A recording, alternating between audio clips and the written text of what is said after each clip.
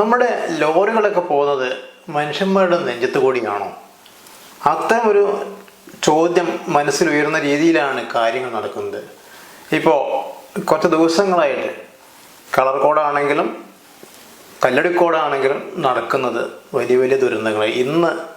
ഇതൊക്കെ 2 ദിവസം മുമ്പത്തെ, ഓരോ ദിവസവും പത്രത്തിൽ ശബരിമല തീർത്ഥാടകരും വാഹനവും മറ്റൊരു വാഹനവും കൂടിയിട്ടിട്ടുള്ള മരണം, ഇങ്ങനെ പലതരത്തിലുള്ള മരണങ്ങളാണ് അവിടെ നടക്കുന്നത്. ഇതിൻ്റെ കാര്യത്തിൽ നമുക്കറിയാം, 2 വാഹനങ്ങൾ കൂട്ടിയിടിക്കുന്ന മരണങ്ങളുണ്ട്, അപകടങ്ങളുണ്ട്, അതിൽ മരണം ഉണ്ടാകുന്നു, പരിക്കുണ്ടാകുന്നു. അതിലൊക്കെ നമുക്ക് സാധാരണഗതിയിലൊരു വലിയ വാഹനവും ചെറിയ വാഹനവും കൂടി ഇടിക്കുമ്പോൾ വലിയ വാഹനം ഓടിച്ച ആളുടെ അടുത്താണ് തെറ്റ് എന്നൊരു നിഗമനത്തിൽ എത്താൻ സാധ്യതയുണ്ട്. ഇപ്പോൾ കഴിഞ്ഞ തവണ കളർ കോഡ് ഉണ്ടായ കാര്യത്തിലും അങ്ങനെയാണ്. ആദ്യം ആ ബസ്സുകാരനെയാണ് സംശയിച്ചത്, പിന്നീടാണ് അതിൽ പ്രതികൾ അല്ലെങ്കിൽ കുറ്റം ചെയ്തവർ കാർ ഓടിച്ച വ്യക്തിയാണ്. അത് പരിക്കേറ്റിരിക്കുന്നത് കൊണ്ട് മാത്രം നടപടികൾ തുടങ്ങിയിട്ടില്ല. അപ്പോൾ കുറേ അന്വേഷണങ്ങൾ ആവശ്യമുള്ള ഒരു മേഖലയാണത്. എന്നാൽ വളരെ വ്യക്തമായിട്ട് ആരാണ് പ്രതി, ആരാണ് ഇര എന്നറിയാവുന്ന രീതിയിലുള്ള അപകടങ്ങളും നടന്നിട്ടുണ്ട്. കഴിഞ്ഞ നവംബർ മാസത്തിലും ഈ കഴിഞ്ഞ ദിവസം വരെ നടന്നത് അങ്ങനെയാണ്. അതായത് തടി ലോറി അല്ലെങ്കിൽ വലിയ വലിയ സാധനങ്ങൾ കയറ്റിക്കൊണ്ടുവന്ന ലോറികൾ വഴിയോരത്ത് കിടന്നിറങ്ങുന്നവരുടെ ദേഹത്ത് കൂടി കയറി ഇറങ്ങുന്നു, അല്ലെങ്കിൽ ബസ് വെയിറ്റിംഗ് ഷെഡിൽ ഇരിക്കുന്നവരുടെ നേർക്ക് അവിടെ അന്തി ഇറങ്ങുന്നവർക്ക് നേരെ ചെല്ലുന്നു. അതുമല്ലെങ്കിൽ വീട്ടിലിരിക്കുന്നവരുടെ പുലർച്ചെ വീട്ടിലേക്ക് ഒരു ലോറി വന്ന് വീഴുന്നു, അപകടത്തിൽപ്പെട്ട് ഭാഗ്യവശാൽ അവർ മരിച്ചിട്ടില്ല, ആ വീട്ടുകാർ.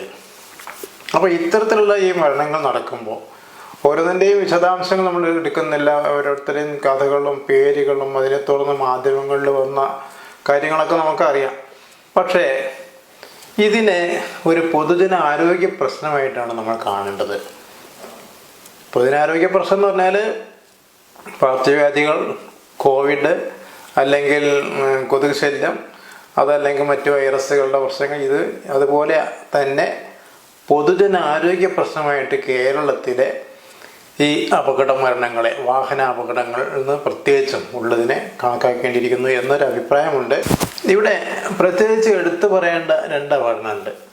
ഒന്ന്, ഒരു സംഭവം നടന്ന സ്ഥലം ഞാൻ ഓർക്കുന്നില്ല. അവിടെ ഒരു വാഹനം ഓടിക്കുന്ന ആൾ, കുടുംബസമേതം വാഹനം ഓടിക്കുന്ന ആൾ, തൻ്റെ വാഹനം ഇടിച്ച് ഒരു സ്ത്രീ മരിക്കുകയും, മരിച്ചു എന്നുള്ളത് അയാൾക്ക് അറിയണമെങ്കിൽ അയാൾ വണ്ടി നിർത്തിയാൽ ആണ് അറിയുള്ളൂ. ഊഹിച്ചാൽ അറിയാം എത്രമാത്രം ഇടിച്ച് തെറിപ്പിച്ചിട്ടുണ്ടെങ്കിൽ മരണം ഉറപ്പാകും എന്ന് തീരുമാനിക്കാവുന്നേ ഉള്ളൂ. അതിന് പുറമെ അംഗവൈകല്യം, ദിവസങ്ങളോളം നീണ്ട അംഗവൈകല്യത്തിന് അടിമയായ ഒരു പെൺകുട്ടി, ഈ 2 പേർക്കും അപകടം വരുത്തി വെച്ചിട്ട് അയാൾ നിർത്താതെ പോവുകയാണ് ചെയ്തു. നിർത്താതെ പോയിട്ട് പിന്നീട് അയാൾ നാടും വിട്ടു.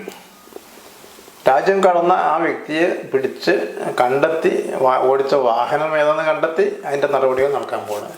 അയാൾ ചെയ്യേണ്ടിയിരുന്നത് ആ വണ്ടി ഇടിച്ച സമയത്തിന് നിർത്തിയിട്ട് അതിലെ ഇരയായ ആൾക്കാരെ രക്ഷിക്കുകയാണ്, ആശുപത്രിയിൽ എത്തിക്കുകയും ചെയ്യണമായിരുന്നു. പിന്നെ അവിടെ മുങ്ങിയ കുഴപ്പമുണ്ടായിരുന്നില്ല. അയാളുടെ കൂടെ ഫാമിലി ഉണ്ട്. ആ ഭാര്യയും കുട്ടികളുടെ കൺമുമ്പിലാണ് ഇയാൾ ഈ സമ്മാനത്തെ കാണിച്ചത്. ആ ഭാര്യ മൊഴി കൊടുത്തിട്ടുണ്ട്, ഇയാൾ വണ്ടി ഇടിച്ചു, ഇങ്ങനൊരു അപകടം നടന്നു, ഇയാൾ തന്നെയാണെന്ന് വ്യക്തമാക്കിയിട്ടുണ്ട്. മറ്റൊന്ന്, നമ്മുടെ തിരുവനന്തപുരത്ത് ഉല്ലാസ് എന്ന് പറഞ്ഞ ഒരു ബാങ്ക് ഉദ്യോഗസ്ഥൻ, അയാൾ പകല് ഒരു ഓഫീസിൽ നിന്ന് അടുത്തൊരു പള്ളിയിലേക്ക് മറ്റോ പോവാണ്. ചാല ഭാഗത്താണ് സംഭവം. ഒരു സീബ്ര ലൈനിൽ കൂടിയാണ് ഇയാൾ പോകുന്നത്. അവിടെ ടൗണാണ്. ഇതുപോലെ ഒഴിഞ്ഞ സ്ഥലത്ത് രാത്രി സമയങ്ങളിൽ അമിത വേഗത്തിൽ ആരും വരുന്നില്ല. ഒരു വാഹനം അവിടെ നിൽക്കുന്നുണ്ട്. അതിനെ ഇടതുഭാഗത്തും കൂടി മറികടന്ന് മുന്നിലെത്താൻ വേണ്ടി ശ്രമിക്കുകയാണ്. ബസ് സ്റ്റാൻഡിൽ നിന്ന് ഇറങ്ങുന്നൊരു വണ്ടി അതിൻ്റെ ഇപ്പുറത്ത് കൂടെ ഇടതുഭാഗത്ത് കൂടി ഓവർടേക്ക് ചെയ്തിട്ട് അങ്ങോട്ട് കയറാൻ നിൽക്കുകയാണ്. ആ സമയത്ത് ഒരു മനുഷ്യൻ, നടന്നു പോയിക്കൊണ്ടിരിക്കുന്ന ഒരു മനുഷ്യൻ, എന്തായാലും ഈ ബസ് സ്റ്റാൻഡ് പരിസരത്ത് നിന്ന് ഇറങ്ങുന്ന സ്റ്റാൻഡിൽ നിന്ന് ഇറങ്ങുന്ന ഒരു വണ്ടിയും അതിൽ കൂടെ പോകുന്നൊരു വണ്ടിയും തന്നെ ടൗണാണ്. എന്തായാലും 19 കിലോമീറ്റർ അല്ലെങ്കിൽ 60 കിലോമീറ്ററിൽ നിന്നും ആ ഭാഗത്തേക്കൊന്നും എത്തിയിട്ടുണ്ടാവില്ല. വളരെ മിനിമം ഒരു 10-20 കിലോമീറ്റർ പെർ ഹവറായിരിക്കും അതിന് ദൂരം, സ്പീഡ്. അതിൻ്റെ ഇടയ്ക്ക് ഒരാൾ ഞെരിഞ്ഞമർന്നു.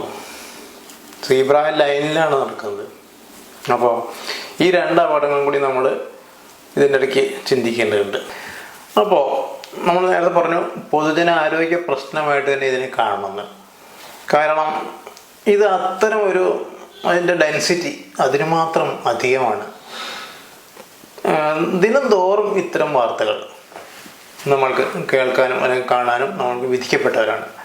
ഇതിൽ ചെറുപ്പക്കാരൊക്കെ മരിക്കുന്നുണ്ട്, പ്രായമായവർ മരിക്കുന്നുണ്ട്. ആരുടെ മരണമാണെങ്കിലും അത് വലിയൊരു വാഹനം വാടകയ്ക്ക് എടുത്ത് പോകുന്ന കുറച്ച് യുവാക്കൾ, അവർ മരണം സംഭവിച്ചാൽ അവർ കുറ്റം പറയാൻ വയ്യ. അവർ എങ്ങനെ ഓടിച്ചാലും ഏത് പഴഞ്ചൻ വാഹനം കൊടുത്ത ആൾക്ക് കുഴപ്പമുണ്ട്. ഒരു വാഹനം വേറൊരു വാഹനമായി ഇടിക്കുന്ന അത് ഒരു ഇഷ്യൂ ആണ്. അതില്ലാതാവണം. അത് അമിത വേഗതയാണെങ്കിൽ അതിന് നിയന്ത്രണം വേണം. അത് അശ്രദ്ധയാണെങ്കിൽ അല്ലെങ്കിൽ ഉറക്കം വന്നതാണെങ്കിൽ എല്ലാ കാര്യത്തിനും ഇവിടെ നിയന്ത്രണം കർശനമായിട്ടുണ്ടാവണം. ഇവിടെ ഒരു അപകടം ഉണ്ടായാൽ ആദ്യം പറഞ്ഞ എന്താണ്? റോഡുകൾ മോശമാണ്. എന്നാൽ റോഡുകൾ മോശമല്ലാത്ത സമയത്ത് റോഡുകൾ നന്നാകുമ്പോഴും അപകടം ഉണ്ടാകുന്നുണ്ട്. നമുക്കൊക്കെ അറിയാം, ഒരു 30-40 km/h പോകുന്ന വണ്ടി നല്ല റോഡ് ആണ്, ദൂരത്തേക്ക് നോക്കുമ്പോൾ വാഹനങ്ങളിലേക്ക് ഓട്ടോമാറ്റിക്കായിട്ട് വേഗത കൂടും. അപ്പോൾ റോഡുകൾ മോശമായത് കൊണ്ട് എന്ന് പറയുന്നൊരു അർത്ഥമില്ല. പിന്നെ വേറൊന്ന്, നമ്മുടെ റോഡുകൾ, ടൗണിലേക്ക് കൂടി പോകുന്ന റോഡ് നന്നായിരിക്കാം, മോശപ്പെട്ട റോഡുകൾ ഉണ്ടായിരിക്കാം, ഈ ചെറുകിട റോഡുകൾ, അവിടെയൊക്കെ പ്രശ്നങ്ങളുണ്ട്. അപ്പോൾ രണ്ടായാലും അപകടം ഉണ്ടാകുന്നുണ്ട്. അപ്പോൾ ഇതിന് ചെയ്യേണ്ടത് എന്താണ്? നമ്മുടെ ബി ഇക്ബാൽ എന്ന് പറയുന്ന ഒരു പൊതുപ്രവർത്തകനാണ്, ശാസ്ത്രാജ്യ പരിഷത്തിൻ്റെ പ്രവർത്തകനാണ്. അദ്ദേഹത്തിന് കുറച്ച് നിർദ്ദേശങ്ങൾ വയ്ക്കാനുണ്ട്. അതൊക്കെ നമ്മളോടെ ചർച്ച ചെയ്യാൻ പോകുന്നത്. വാഹനാപകടങ്ങളിൽ വർഷം തോറും 4000-ഓളം പേർ മരിക്കുകയും ഏതാണ്ട് അതിൻ്റെ 10 ഇരട്ടി പേർക്ക് പരിക്ക് പറ്റുകയും ചെയ്യുന്നുണ്ട്. പിന്നെ 2024 വരെ 40,821 പേർക്ക് പരിക്ക് പറ്റുകയും 3,168 പേർ മരിക്കുകയും ചെയ്തു. അപകടത്തിൽപ്പെട്ട് പരിക്ക് പറ്റിയവർ പിന്നീട് മരണപ്പെടുന്നുമുണ്ട്. എന്തൊക്കെ ബോധവൽക്കരണങ്ങളുണ്ട്, എന്തൊക്കെ പിഴ ചുമത്തലുകളുണ്ട്. ഇതെല്ലാം കഴിഞ്ഞിട്ട് വാഹന അപകടങ്ങൾക്ക് ഒരു കുറവുമില്ല. കോവിഡ് കാലത്ത് കുറച്ച് കുറഞ്ഞിരുന്നു. അതിനുശേഷം വീണ്ടും അത് പൂർവാധികം ശക്തിയോടുകൂടി കൂടിക്കൊണ്ടിരിക്കുകയാണ്.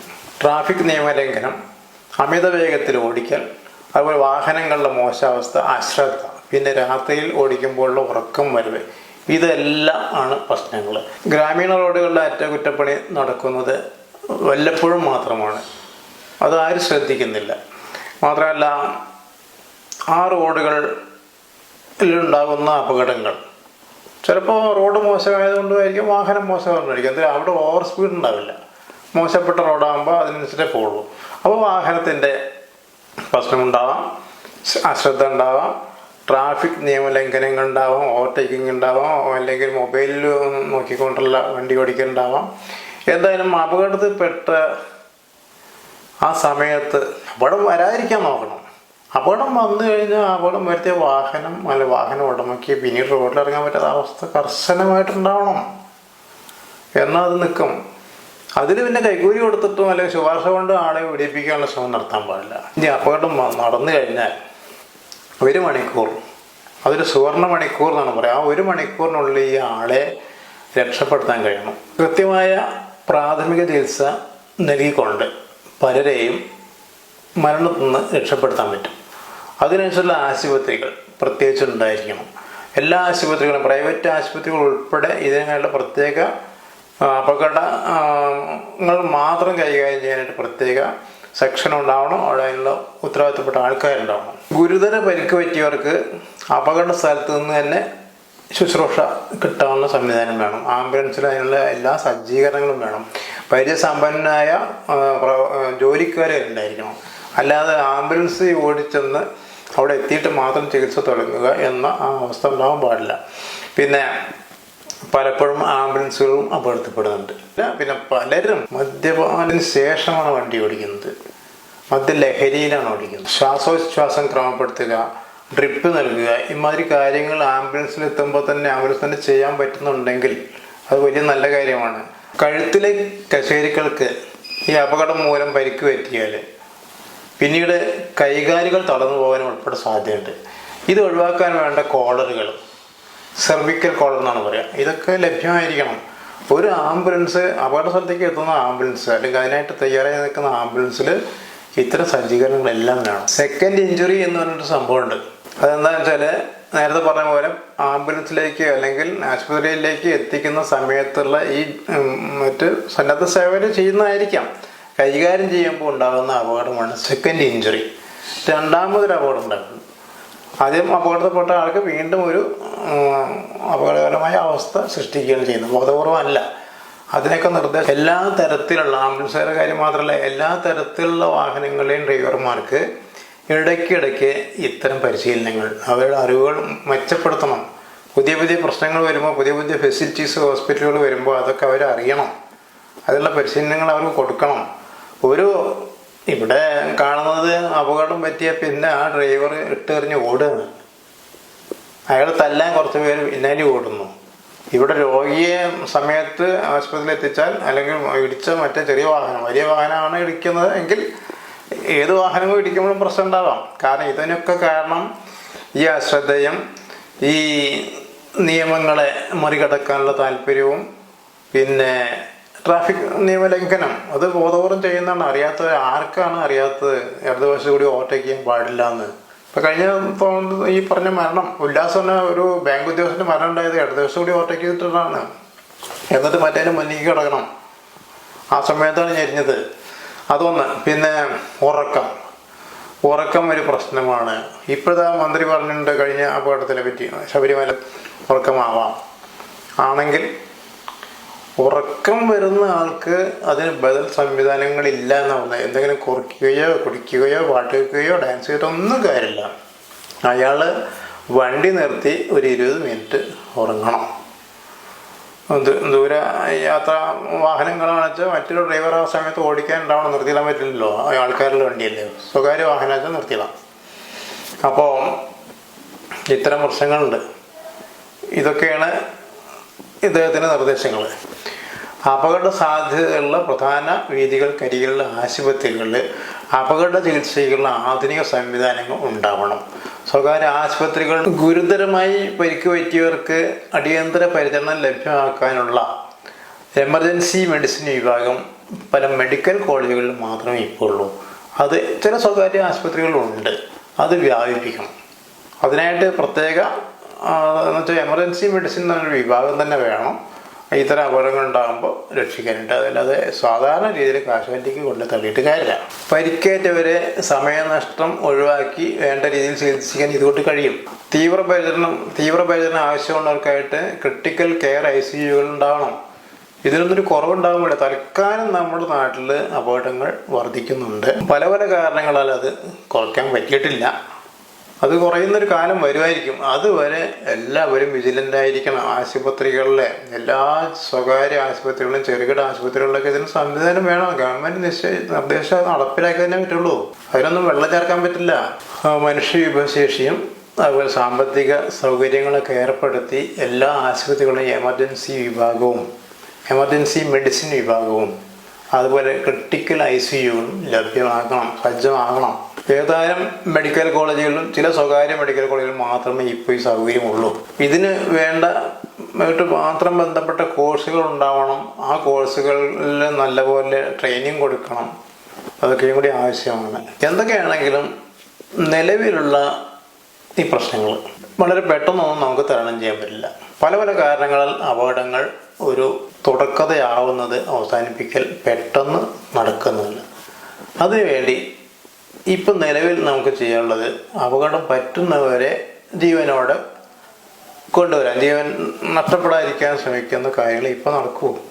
കാരണം ബോധവൽക്കരണമുണ്ട്, ശിക്ഷകളുണ്ട്, പിഴകളുണ്ട്, എല്ലാം ഉണ്ട്. എന്നിട്ടും ഇത് നടക്കുന്നില്ല. നമുക്ക് എന്നാണ് അപകട വാർത്ത ഇല്ലാത്തൊരു പത്രം അല്ലെങ്കിൽ TV നമുക്ക് കാണാൻ പറ്റുന്നത്? ഇനി മാതൃഭൂമി പത്രത്തിലാണ് അപകടങ്ങൾ ഒഴിവാക്കാനുള്ള ചില നിർദ്ദേശങ്ങൾ. ഡിസംബർ 7, 2024 ഉണ്ടായതാണ്. ആ പത്രത്തിലെ വാർത്തയാണ്, ഒരു കുറിപ്പാണ്. റോഡിലിറങ്ങുമ്പോൾ ഇവയെല്ലാം ശ്രദ്ധിക്കാം. റോഡ് മുറിച്ച് കടക്കാൻ സീബ്ര ലൈനുകൾ ഉപയോഗിക്കുക. അറിയാത്ത കാര്യമല്ല, ഇത് ശ്രദ്ധിച്ചാൽ അതിൻ്റെ കുറവുണ്ടാകും. പട്ടണങ്ങളിൽ U-ടേൺ ചെയ്യാൻ അനുവദനീയമായ സ്ഥലങ്ങളിൽ മാത്രം വണ്ടി തിരിക്കുക. ദേശീയപാതയിൽ ലൈൻ ട്രാഫിക് പാലിക്കുക. ട്രാഫിക് സിഗ്നലുകളിൽ ചുവപ്പ് ലൈറ്റ് കത്തിയാൽ അത് മാറും വരെ കാത്തിരിക്കുക. ട്രാഫിക് സിഗ്നലുള്ള ജംഗ്ഷനിൽ എത്തുമ്പോൾ കുറച്ച് നിമിഷം മാത്രമേ ചുവപ്പ് ലൈറ്റ് കത്താനുള്ളൂ എന്ന് കരുതിയിട്ട് വേഗത്തിൽ ഓടരുത്. കുറച്ച് കഴിഞ്ഞാൽ ചുവപ്പ് ലൈറ്റ് കത്തും, ആ ഗ്യാപ്പിൽ നമുക്ക് അപ്പുറം കടക്കാൻ പറ്റുമെന്നുള്ള ആ ധൃതി പാടില്ല. കൃത്യമായ അടയാളങ്ങൾ കാണിച്ച് മാത്രം ഓവർടേക്ക് ചെയ്യാൻ പാടില്ലെങ്കിൽ വേറെ ആൾ ഓവർടേക്ക് ചെയ്യുമ്പോൾ അരുത് എന്നുള്ള സിഗ്നലിൽ കാണിച്ച് കൈകൊണ്ടോ ഏതൊക്കെ രീതിയിൽ കാണിക്കാമെന്നൊക്കെ കാണിച്ചുകൊണ്ട് മാത്രം വണ്ടി ഓടിക്കുക. മഴയുള്ള സമയങ്ങളിൽ കുറഞ്ഞ വേഗത്തിൽ മാത്രം വണ്ടി ഓടിക്കുക. ഇതൊക്കെ വണ്ടി ഓടിക്കുന്നവരോടുള്ള കാര്യങ്ങളാണ്. ഇട റോഡിലൂടെ വരുമ്പോൾ പ്രധാന റോഡിലേക്ക് കടക്കുമ്പോൾ വാഹനം ഇല്ലെന്ന് ഉറപ്പുവരുത്തുക. ഒരു സൈഡ് റോഡിൽ നിന്ന് വരുമ്പോൾ വേഗത കുറച്ച് മറ്റു വാഹനം വരുന്നുണ്ടോ സൈഡിൽ കൂടെ, നമ്മുടെ സൈഡിൽ കൂടെ വാഹനം വരുന്നുണ്ടോ എന്ന് നോക്കണം. യാത്രക്കിടെ ആലോചനകളിൽ മുഴുകാതെ റോഡിലേക്ക് മാത്രം ശ്രദ്ധിച്ച് വണ്ടി ഓടിക്കുക. ഡിം ബ്രൈറ്റ് ലൈറ്റുകൾ ആവശ്യത്തിന് ഉപയോഗിക്കുക. പിന്നെ ഇരുചക്ര വാഹനമാകുമ്പോൾ യാത്രക്കാരുടെ വസ്ത്രം വാഹനത്തിൻ്റെ പിൻചക്രത്തിൽ പെടാതിരിക്കാൻ നോക്കുക. അപ്പോൾ ഇത്തരം കാര്യങ്ങൾ ഇതൊക്കെ പ്രധാനമായിട്ടും വാഹനം ഓടിക്കുന്നവരോടാണ്. കാരണം വാഹനം ഓടിക്കുന്നവരാണ് ശ്രദ്ധിക്കേണ്ടത്. കാൽനട യാത്രക്കാർക്ക് അപകടം പറ്റുന്നു, വഴിയോരത്ത് ഉറങ്ങുന്നവർക്ക് അപകടം പറ്റുന്നു, വെയിറ്റിംഗ് ഷെഡിൽ ഇരിക്കുന്നവർക്കോ കിടന്നുറങ്ങുന്നവർക്കോ അപകടം പറ്റുന്നു, വീട്ടിലിരിക്കുന്നവർക്ക് അപകടം പറ്റുന്നു. ഇതൊന്നും ക്ഷമിക്കാൻ പറ്റുന്ന കാര്യമല്ല. വാഹനം ഓടിച്ച് വഴിയാത്രക്കാരെ ഇടിച്ചിട്ട് മിണ്ടാതെ പോകുന്നതിന് തുല്യം തന്നെയാണ് ഇതൊക്കെ. വരുത്തി കഴിഞ്ഞാൽ പിന്നെ മനഃപൂർവ്വമല്ലാത്ത നരഹത്യ എന്നാണ് അതിൻ്റെ നിയമപരമായ ഭാഷ. അത് തന്നെ പോരാന്നാണ്. വാഹനം ശ്രദ്ധിക്കാതെ ഓടിച്ചാൽ മരണം നടക്കും. വാഹനത്തിൽ ഇരിക്കുന്നവർക്കോ വഴിയാത്രക്കാർക്കോ ഇടിക്കുന്നുള്ളത് അറിയാം. അപ്പൊ അത് അറിഞ്ഞുകൊണ്ട് അത് പാലിക്കാതെ ഓടിക്കുന്നത് മനഃപൂർവ്വമായ കൊലപാതകം നടത്താൻ തുല്യല്ലേ. നമ്മൾ നിയമത്തെ വ്യാഖ്യാനിക്കാൻ നമുക്ക് അവകാശമില്ല. എന്തായാലും ആ രീതിയിൽ അതിനെ കാണണം. ഇതിനെ പൊതുജന ആരോഗ്യ പ്രശ്നമായിട്ട് കാണണം. ഏതോ രണ്ടുപേര് വണ്ടി ഓടിച്ച് ഇടിച്ചു മരിച്ചു, അവർ രണ്ടുപേരും തെറ്റ്. ചെറുപ്പക്കാർ വാഹനം വാടകയ്ക്ക് എടുത്തിട്ട് ഓടിപ്പോയിട്ടല്ലേ എന്നുള്ള രീതിയിലുള്ള അത്തരം വർത്തമാനം പാടില്ല. ഏത് ചെറുപ്പക്കാരനും ഒരു വാടകയ്ക്ക് വണ്ടി ഓടിച്ച് സുഗമമായിട്ട് തിരിച്ചെത്താൻ പറ്റണം വീട്ടിൽ. അത്തരം വണ്ടികളെ വാടകയ്ക്ക് കൊടുക്കപ്പെടാൻ ഉണ്ടാവാൻ പാടുള്ളൂ. അത് നോക്കേണ്ടത് ആരാ? അവര് ഇനി എന്ത് നിയമലംഘനം കാണിച്ചാൽ അത് നോക്കാനും ഇവിടെ സംവിധാനം കണ്ടല്ലോ. ആ നിയമലംഘനം നോക്കിയാൽ അവിടെ ഓൺ ദി സ്പോട്ടിൽ വണ്ടി നിർത്തണം. പിന്നെ വിനോദയാത്രയ്ക്ക് പോകുന്ന കുട്ടികൾ മറ്റേ സീറ്റ് ബെൽറ്റ് ഇല്ലാണ്ടാണ് വണ്ടി ഓടിക്കുന്നത് കണ്ടാൽ അവിടെ പിടിച്ചു നിർത്തിയിട്ട് അവരെ പിരിച്ചുവിടാൻ പറ്റണം. നിങ്ങൾ മതി വീട്ടിൽ പോക്കോ. അങ്ങനെയാകുമ്പോൾ ഇത്തരം നിയമലംഘനങ്ങൾ ഒഴിവാകും. ഫോൺ വിളിച്ചുകൊണ്ട് ഓടിക്കുന്ന ഒരാളെ കണ്ടാൽ ഇന്ന് അതിൻ്റെ സംവിധാനം മെച്ചപ്പെടുത്തിയപ്പോൾ തൽക്കാലം പറ്റും. നിയമലംഘനങ്ങൾ നടക്കുന്നു, അതിനെ തരണം ചെയ്യാനുള്ള മാർഗങ്ങൾ കണ്ടെത്തുക ഒരു വഴിക്ക്. അപകടത്തിൽപ്പെട്ട് മരിക്കാൻ കിടക്കുന്ന വ്യക്തികളെ പെട്ടെന്ന് രക്ഷിക്കാൻ നോക്കുക. അവിടുത്തെ പെട്ടതല്ലേ, മനഃപൂർവ്വം പെട്ടല്ലേ, പോയി എന്തെങ്കിലും ആയിക്കോട്ടെ എന്ന് തീരുമാനിക്കാൻ പാടില്ല. അതൊരു സർക്കാരും ചെയ്യാൻ പാടില്ല. അതിനുള്ള സംവിധാനങ്ങൾ ഉണ്ടാവണം. അതിനാണ് മുൻതൂക്കം കൊടുക്കേണ്ടത്. ഇവിടുത്തെ ഇത്തരം കാര്യങ്ങൾ നോക്കാതെ നമ്മൾ വേറെ ഒരു വികസനം നടത്തിയിട്ട് കാര്യമില്ല. മനുഷ്യജീവൻ അത് വലുതാണ്. ആത്മഹത്യകളൊക്കെ അതും ഒക്കെ നിയന്ത്രിക്കാൻ വേണം. ആത്മഹത്യ ചെയ്യുന്നവരെ പിന്നെ ഒന്നും ചെയ്യാൻ പറ്റില്ല. പക്ഷേ എവിടെയൊക്കെയാണ് എന്നുള്ള കാര്യങ്ങളൊക്കെ ഒന്നും നമുക്കിവിടെ ഈ വിഷയമായിട്ട് ബന്ധപ്പെടുത്താവുന്നൊരു കാര്യമല്ല. എന്തായാലും ഇത്രയും പറഞ്ഞുകൊണ്ട് അവസാനിപ്പിക്കുന്നു.